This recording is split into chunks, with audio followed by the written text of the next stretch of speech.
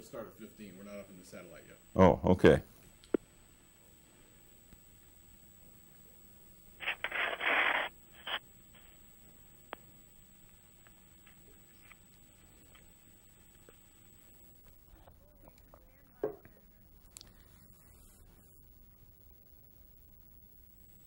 Go ahead, Senator. You can go to Anna Werner. Okay, I'll go to Anna Werner first, but let me just by way of general background say this is a very awesome responsibility. That's an overworked phrase, but the retiring Justice Thurgood Marshall is 83 years old. Judge Thomas is 43 years old. We're talking about someone who will have a huge impact on the future of the nation. So it is something that you have to take seriously. I have not made a decision of where I'm going to go on this. I have some concerns. I'm going to express those concerns tomorrow, but I want to listen to his testimony and listen to his answers to our questions. And now, Anna Werner at WEEK. Senator Simon, the latest question is about Thomas's travel practices while head of the EEOC. We've had a lot of these sorts of questions. How much of a difference do you think the questions about his personal practices, the EEOC trips, some of the other practices, how much of a difference do you think those questions will make? I don't think they will make a difference unless it shows that there should be some lack of integrity or something like that. But on the basis of what I know right now, I don't think that's likely to emerge. Do you think the TV ads by the conservative groups are going to play a part in this? They should not play any part whatsoever. I don't approve of what they have done, but we're talking about an extremely important decision for the future of the country. We shouldn't consider at all what these TV ads. It's an irresponsible group that has done an irresponsible thing, but we ought to ignore that. And without prejudging Thomas, I understand you say you do have some concerns. Can you tell us generally what some of those concerns about Thomas are at this point? Yes, I'd like to know his philosophical moorings. I'd like to know what he thinks about the Ninth Amendment, the right of privacy. I'd like to know where he stands on church-state issues. I'd like to know if he's going to be a defender of the less fortunate in our society, as Justice Marshall has been. I think these are among the concerns that I have. What do you think of the tone of the Senate generally right now? I think as of right now, if we were just to take a vote right this minute, I think he would be approved. But we're not going to take a vote this minute. Let me shift over to Jackie Cohen and WHOI. Okay, I have a question, first of all, dealing with minorities' rights and abortion issues. We've heard a lot of it in the press since the nomination was made. What are you hoping to get out of the Senate hearings regarding those issues, and how greatly will you be considering those issues? Well, I think that when you talk about minority rights, I think that deals with the whole question of whether government stands up for the less fortunate. And that's really one of the important roles for the United States Supreme Court. The court has to be the bastion to stand up for unpopular causes and unpopular people. So I am concerned on that. On the abortion issue, I don't think he will respond to any direct question as to how he feels on the abortion question or how he might rule on Roe v. Wade, and I don't think he should respond on a specific question about how he might rule. But I think we should question him whether or not he thinks there is a right of privacy implied in the Constitution. And that may be an insight into how he might vote. You mentioned a little bit the age difference between the retiring justice and Mr. Thomas. How much of an impact could that have, changing views and changing the feel of the court? Well, it has an impact in terms of, I have heard one or two of my colleagues express a concern that he has not had enough experience to serve effectively on the court, though I don't think that's a majority opinion by far. I think it is mostly, we're going to place this person here, if he is approved, for a long, long time. And we better be very, very careful. Okay, that's all I needed right now. Okay, Bonnie Schrock from WPSD. Yes, hello, Senator. Anna and Jackie have done a pretty good job on the things that I wanted to ask you about, but I also wanted to ask you about the long-term health care plan. that you plan to bring before the Senate. How is the country going to pay for that when the Social Security tax is already the highest that we've ever seen, and then you're suggesting a Medicare tax on incomes above $125,000? That is correct, and a 0.5% increase in Social Security. And the interesting thing is, every evidence I have is that is overwhelmingly supported by the people who would pay for it, because there's a realization that we have a growing problem. Families are being devastated today by the costs of long-term care. Only 2 industrial nations don't take care of their parents and their grandparents if they need long-term care: South Africa and the United States of America. I think we can do better. When do you plan to present this? Within the next, I hope, perhaps even within days, but certainly within weeks. Let me switch over to Steve and Greenwich, if I'm pronouncing it correctly. Steve? Yes, Senator. In regards to Mr. Thomas, is he the right choice, and are there other people out there who should be the nominee instead of him right now? Well, he did not receive a high recommendation from the American Bar Association. In fact, it is the lowest recommendation of approval they have given since they've been rating candidates since 1955. But some people who are not, who don't have stellar records in terms of their legal record, have turned out to be pretty good Supreme Court justices. So I don't think that is the question. There have only been, in rare occasions, when presidents have picked really outstanding Supreme Court nominees, people who had a really outstanding record in the legal profession. In those instances, it has turned out to be a great thing for the nation, but that's been rare for presidents to do that. Are there any other names out there that you would throw into the hat if you were the person in charge of bringing up a nominee?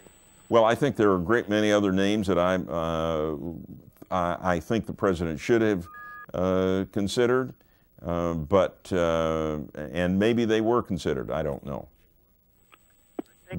Thank you. Ben Kinningham. Well, hello, Senator. Yes. Question about Senator, you've read, we understand, over 700 pages of Judge Thomas's opinions and decisions. You've called him a very conservative person. If you were to ask him a question, and you will, during this Judiciary Committee nomination hearing period, give us a scenario of what kind of a question you want to ask this potential U.S. Supreme Court justice. Well, you're going to be hearing those questions very, very shortly. I'll be outlining some of my concerns tomorrow morning when the Judiciary Committee meets. I'm basically concerned that the court continues to be the defender of freedom and the defender of those less fortunate. Senator, obviously we're all aware in Illinois that the Republican luck of the draw will redraw Illinois legislative districts at the state level, but there's some concern that this could hurt the Democratic Party in '92, as well as incumbent U.S. Senator Alan Dixon. Do you think that remap with the Republican efforts could hurt Alan Dixon? I don't think so. Certainly Alan Dixon isn't taking anything for granted, but I don't see how remap is going to hurt Alan Dixon, and my guess is that it won't even hurt the Democratic House and Senate in Illinois as much as a lot of people think once the word gets out. That's pure guesswork on my part. Thank you, Senator. Bill Cameron. Hi, Senator. Yes, Bill. Is it thinkable that progressive Paul Simon of Illinois could vote no on a black to the Supreme Court?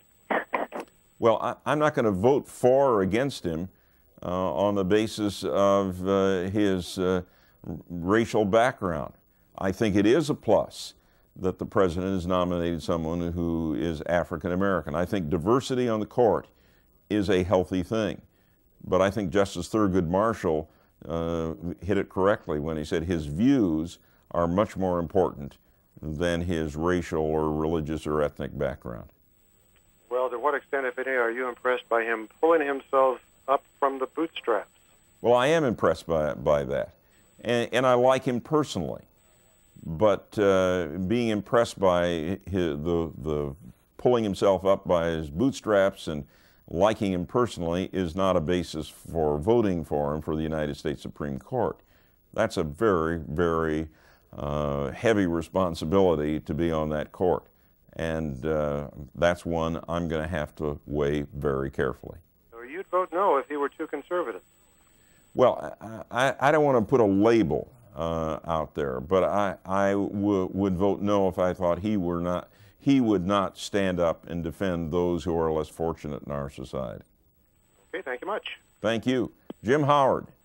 Senator, I want to jump off of Bill's questions just a little bit. To what extent is race important in this election, considering the current makeup of the court?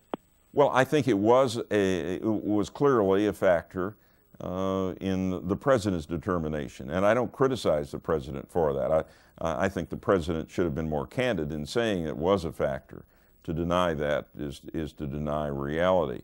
But I think it is healthy. When they wrote our Constitution, they talked about diversity on the court, but at that point they were talking about geographical diversity. But I think diversity on the basis of race and religion and ethnic background, I think, is a healthy thing on the court. But I don't think it should just be overwhelming in terms of the decisions we make on the Judiciary Committee. If the Thomas nomination fails, should the next nominee from the White House also be an African American? Well, the next nominee should be someone who will stand up for the rights of all Americans. I think that's the important thing. But not necessarily African American? But not necessarily African American. Thank you, Senator. You bet. Scott Witt.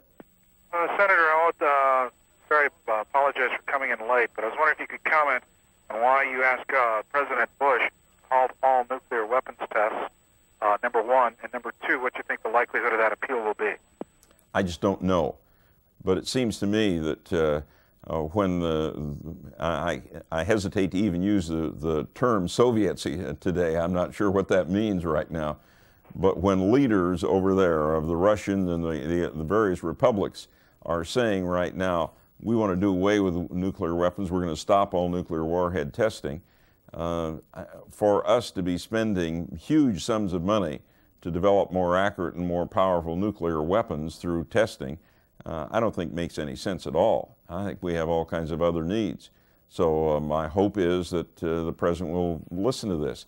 It's interesting to me also that Senator Nunn has talked about the possibility of halting all testing. Jeanette Kerr, or do you pronounce it Carr? Maybe you've left us, Jeanette. Brad Dorfman. Yes, good afternoon, Senator. Yes, Brad. You said if a vote were to be taken right now, you suspect, you think that Judge Thomas would pass. What would have to happen in the confirmation hearings for him not to get confirmed? Well, I think you get a feel for a person on 2 or 3 days on the stand, or maybe even 4 days on a stand. Some people say, well, he would really have to stumble. I don't know that it is just one stumbling that could take place, but if there was a feel of some uneasiness on the part of the Judiciary Committee and my colleagues in the Senate, I think that we would turn him down. But what's going to develop, I don't know. But he is being well coached. He has the strong backing of Senator Jack Danforth from Missouri, who is a highly regarded member of the Senate. So I would have to say at this point, the odds are that he will be approved, but by no means certain. Madeline Dubeck. Hi, Senator. What kind of mail, how much mail have you been getting about the Clarence Thomas nomination, and how's it going? I just got those figures just before I came down here. We've had 6,600 letters, cards, phone calls, and so forth. About 2,000 of those were generated by one organization, NARAL, and of the balance, and they are all in opposition. So that on balance, the 6,600 would be in opposition. If you subtract that 2,000, then the balance would be slightly in favor. How much of an effect does that have on your decision on how to vote?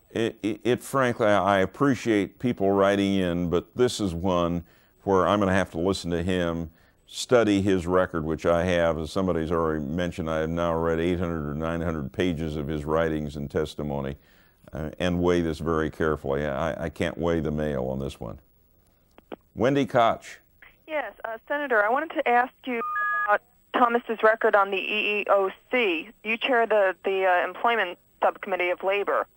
Yes. And I was wondering, in the EEOC there, what do you think of his record? Well, his record in the EEOC was a bad record.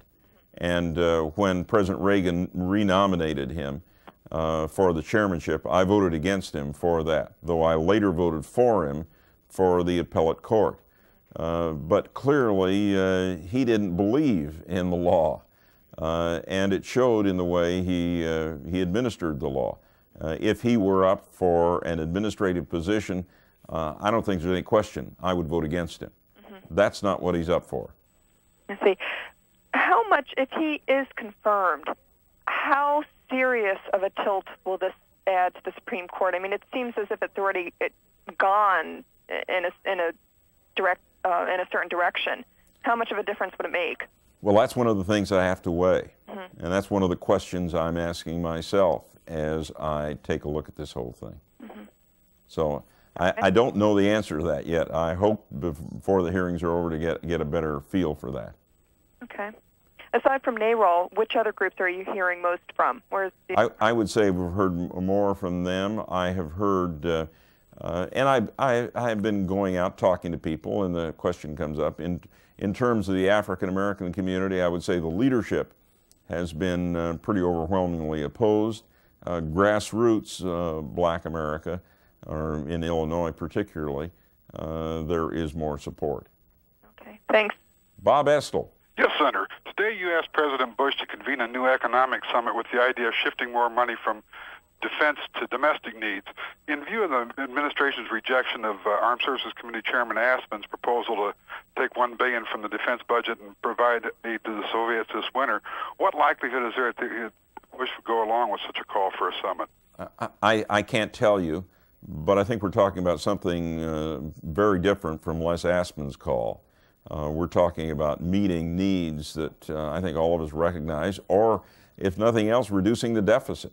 But for us to be spending more money on the majority of the defense budget of $298 billion for repelling a Soviet invasion of Western Europe when the Soviet Union is disintegrated for all practical purposes, just doesn't make sense. We're spending more money in 1991 dollars than we did in the height of the Cold War. I think clearly there has to be a reappraisal of what we're doing. For us just to continue to waste money on Star Wars and MX missiles and things like that, I think it would be the height of folly. Thank you, Senator. Thank you, Bob. Kenneth Strasburg. Sure. Your reaction to Clarence Thomas's personally lobbying the senators, and could those visits have possibly tainted the approval process? Well, I think it can affect the approval process. He's a very likable person personally, and he comes across as someone you'd like to have as a neighbor, someone you'd like to have as a friend. So there is that very positive impact that he makes. And I think that can very well play a decisive role in this. But it is something I think we have to balance. It is, if we vote for someone because of personality on the United States Supreme Court, then I think we're making a mistake. Might some of your colleagues approve him because Bush wants him and he's such a popular president? Well, I don't think the popularity of George Bush is going to weigh heavily in this. I think there's a general awareness that the president's popularity is pretty thin, even though it is broad. And I think there's also an awareness Yes, we'll give the president the benefit of a doubt when it comes to voting for a Secretary of Transportation or an ambassador to Denmark or a number of other things. When it comes to the United States Supreme Court, that's when we ought to where we ought to take our responsibilities very, very, very carefully. Thank you, Senator. Thank you, and I think that's the end of it. If anyone has any more questions, please just identify yourself and ask your question. Anyone else? I thank you all. Thank you, Senator Simon. Thank you.